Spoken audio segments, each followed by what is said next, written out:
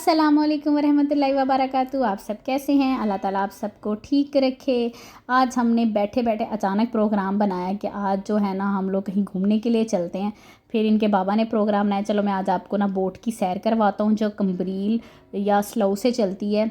और वो स्लो से अगर हम बैठते हैं तो स्लो से कम्ब्रील आती है और कम्ब्रील से जो है वो स्लो आती है। लेकिन ज़्यादातर जो अपॉइंटमेंट या आपने ऑनलाइन टिकट करवानी है या आपने जहाँ से बैठना है वो कम्ब्रील से ही बैठा जाता है। तो उसके बाद हम लोग घर से निकल गए थे और ये जो थी हम रियूज से बाहर आ गए थे और ये तारागोना के करीब हम पहुँच गए थे, क्योंकि तारागोना स्लो से आगे है कम्ब्रील। तो ये सफ़र बहुत खूबसूरत था। बस बहुत यहाँ की कंफर्टेबल है और हम ज़्यादातर यहाँ पे बस में ही सफ़र करते हैं। और क्योंकि बस का सफ़र एक बच्चों के लिए एक्सपीरियंस होता है और एक कंफर्टेबल सफ़र है।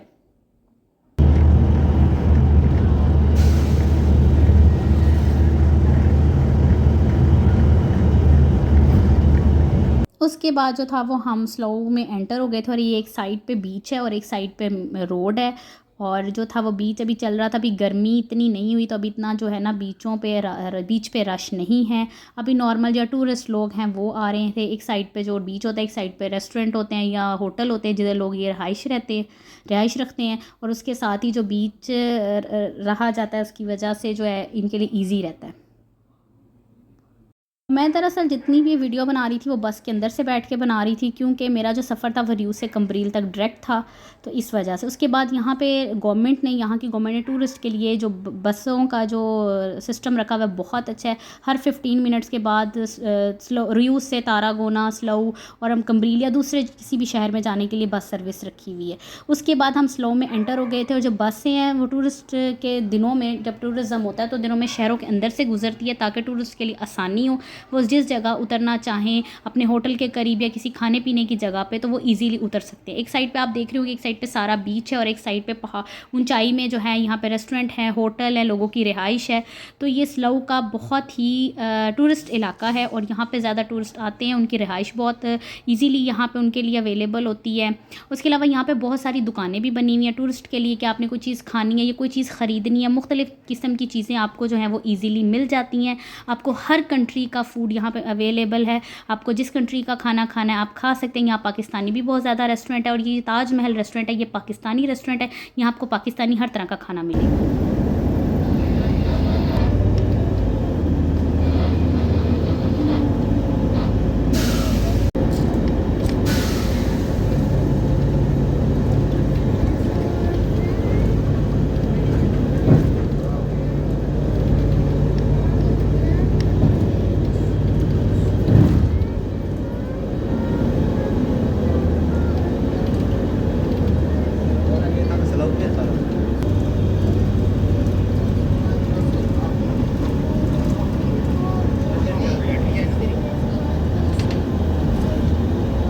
और फाइनली हम लोग कम्ब्रील पहुंच गए थे। ये कम्ब्रील का यहाँ पे स्टॉप था, हम यहाँ उतरे थे। ये बोट स्टॉप ही है। यहाँ पे मुख्तलिफ़ किस्म की प्राइवेट बोट्स हैं या जो भी लोग इसको इस्तेमाल करते हैं वो थी। और ये कम्ब्रील का जो स्टॉप है इधर हम उतरे थे। उसके बाद हम लोग, मैं तो बच्चों से ज़्यादा मैं एक्साइटेड थी क्योंकि ये मेरे लिए न्यू चीज़ थी और पहली दफ़ा था, तो मैं तो बहुत ज़्यादा एक्साइटेड थी और खुश थी। और बच्चों को तो खुशी होती है इंजॉय करने की, उनकी तो समर वेकेशन है। लेकिन जो मदर्स होती हैं ना, जो हाउस वाइफ होती है, उनको भी छुट्टियाँ कभी कभी मिले तो उनके लिए भी बड़ी खुशी का दिन होता है। और उसके बाद यहाँ पे सारे प्राइवेट्स गाड़ियाँ खड़ी थी। लोग अपनी गाड़ियों को यहाँ पे पार्किंग एरिया में लगा के उसके बाद जाते हैं। ये हमारी शिप है, हमने जो है इस शिप में जाना है। उसके बाद हमने ऑनलाइन बुकिंग करवाई थी, तो मेरे हस्बैंड थे वो पहले चेक करवाने गए थे अपनी टिकटों को कि जो हमारी टिकटों की जो है इंदराज हुआ है कि नहीं। तो उसके बाद जो थे हम लोग इस शिप में बैठने के लिए बहुत एक्साइटेड थे और फाइनली हमारा क्लियर हो गया था। उसके बाद हम शिप के अंदर गए। शिप कहते हैं या बोट कहते हैं या फेरी बोट कहते हैं। तो ये चीज़ मेरे लिए तो बहुत मज़े की थी और एक्साइटेड थी। उसके बाद हमने शिप अंदर से बिल्कुल साफ़ सुथरी थी और इन्होंने सिटिंग एरिया रखा हुआ था, टेबल्स थे। उसके बाद ये इसकी बैक साइड है बोट की, और इसमें भी अभी एक बोट जा रही थी, वो जिन्होंने प्राइवेट करवाई हुई थी बुकिंग वो वाली बोट थी। उसके बाद ये ऊपर का सारा था कि आप ऊपर बैठ सकते हैं चेयर्स पे या आप नीचे बैठना चाहिए, आपकी अपनी मर्ज़ी है। लेकिन मेरे बच्चों को तो सुकून ही नहीं था, कभी अंदर कभी बाहर, कभी ऊपर कभी नीचे। तो ये इनके लिए बड़ी अच्छी चीज़ थी। उसके बाद इन्होंने ये इंस्ट्रक्शंस भी लगाई हुई थी, लेकिन ये स्पेनिश और कतलान ज़बान में थी, तो ये मेरी समझ से बाहर थी।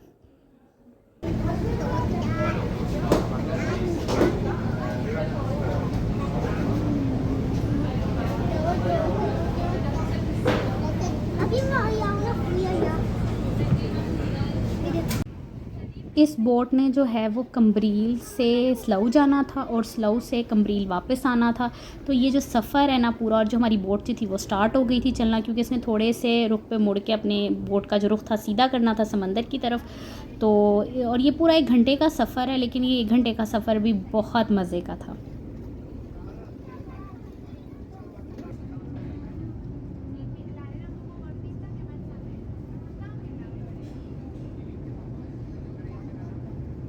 उसके बाद हमारी बोट जो थी चल पड़ी थी और वो किनारे से काफ़ी दूर आ गई थी। तो ये बहुत ज़बरदस्त था।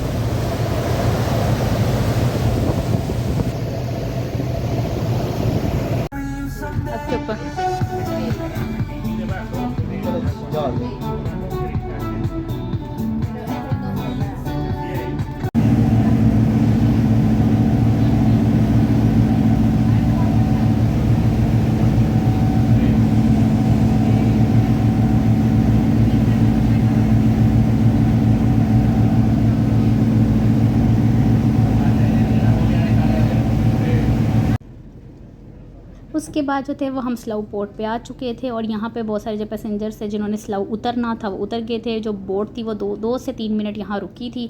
उसके बाद इसकी वापसी जो दोबारा कम्ब्रील की तरफ थी।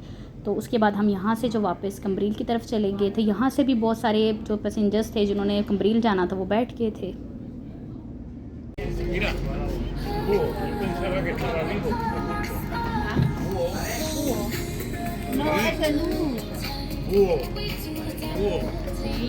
Pero yo pensaba que era vivo, pero no, que mira, ves. Esa es una námbala.